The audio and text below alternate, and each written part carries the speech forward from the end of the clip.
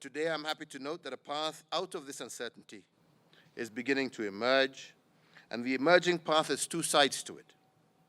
The first is a challenge, and the second is an opportunity that has a promise. So let me begin with the path that is a challenge.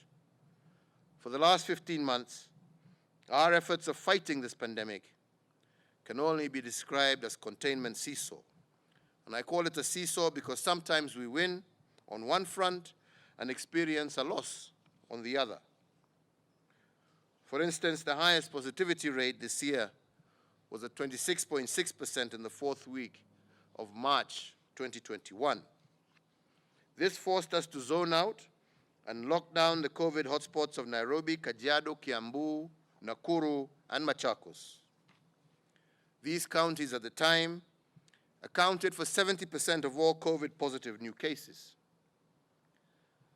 The lockdown brought the positivity rate down to 7.8% in May of this year.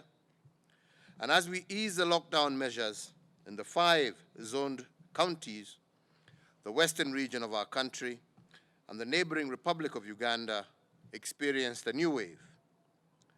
Because of the unusual nature of this virus, our gains in Nairobi, Kajiado, Kiambu, Nakuru, and Machakos were nullified by the Western attack.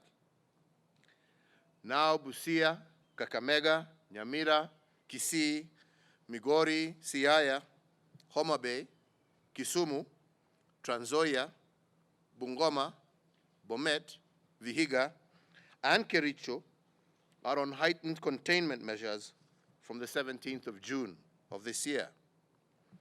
In fact, out of every 5 positive cases in Kenya a fortnight ago, 2 were from the western region.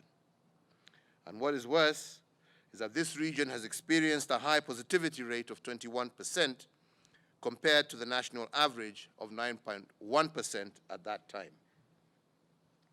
This swing between loss and gain in the fight against the pandemic is what I'm calling the seesaw containment. You win in one theater of a battle and lose another. And by default, this swing has created some form of survival instinct in our population. The fight against COVID is both a social as well as a health challenge. And as such, we aspire for herd immunity in the health arena. And we seem to have built what psychological experts called herd instinct in the social arena. We seem to have built a national consensus on what we must do to defeat this pandemic, and I believe it is steadily working.